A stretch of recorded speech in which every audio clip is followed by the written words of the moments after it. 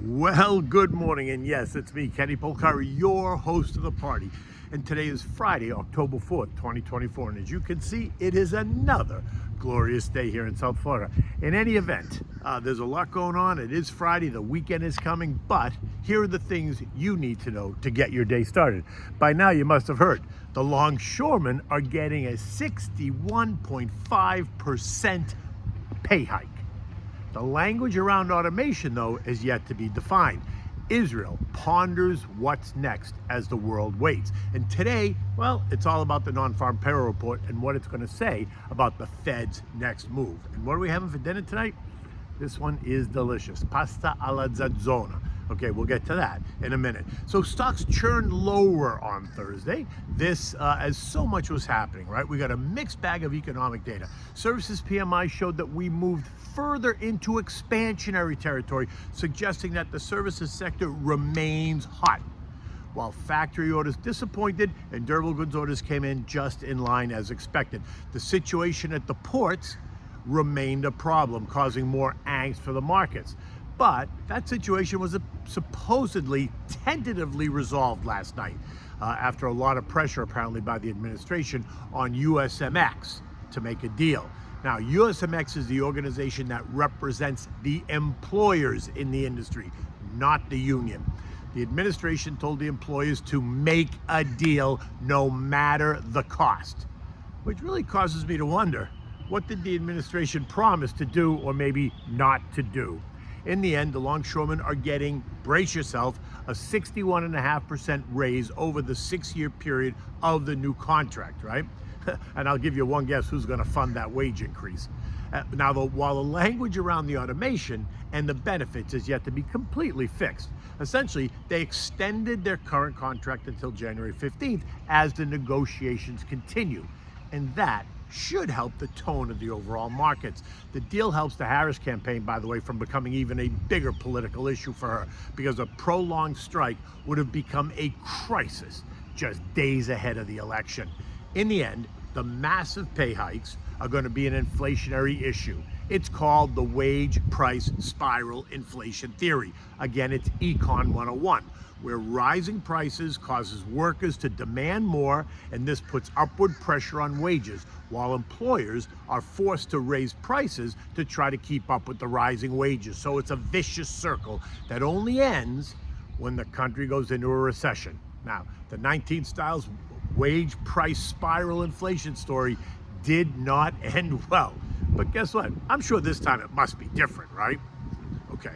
And then Israel has yet to respond to the latest Iranian attack on that country, and that is leaving the oil markets as well as the broader global markets on the edge, especially after Jojo made some confusing comments yesterday on what an appropriate response should look like. Now, he was asked if the U.S. would support an attack on the Iranian oil assets by Israel. And Jojo's response was, we're discussing that. I think that, well, anyway. You know how he does that anyway thing? In the end, Jojo doesn't want to be negotiating in the media, and I understand that. And that was enough to cause the oil markets to surge by better than 5%, or $3.60 a barrel, to end the day at $73.31. This morning, oil is up another 65 cents at $74.33, leaving it kissing both the intermediate term and the long-term trend lines. The next move in the oil field is going to be tied directly to what happens next.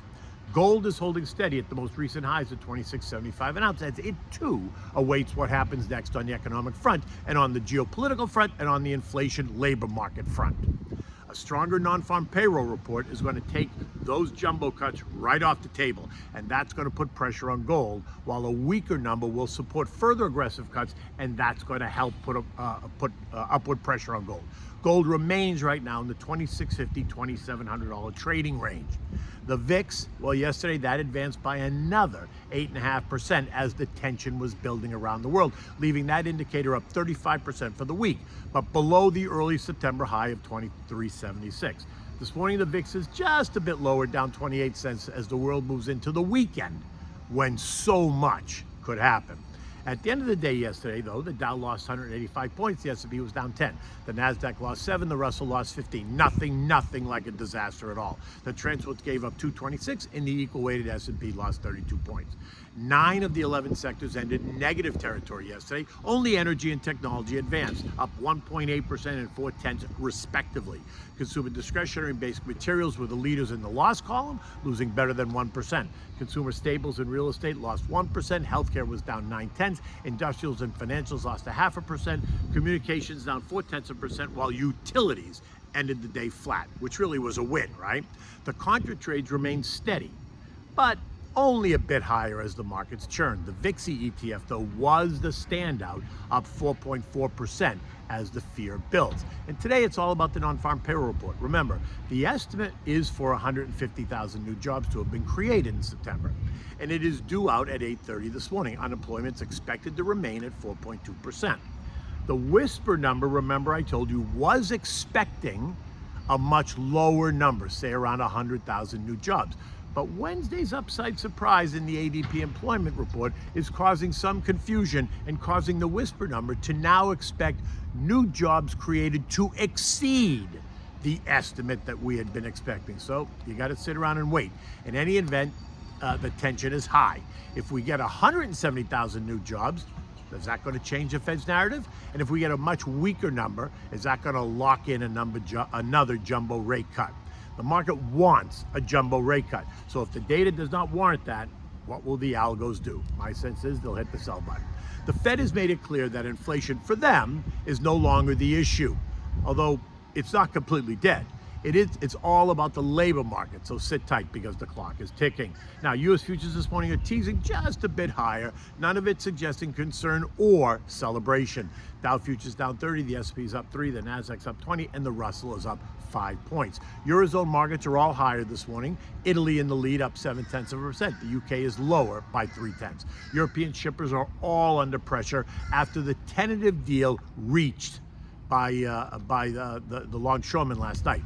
The idea that this was going to be a prolonged U.S. strike would have been a win for the European shippers. So any of the gains that they enjoyed over the past 3 days are now nothing but a memory. Maersk is down 8%, while Hapag-Lloyd is down 12.5%.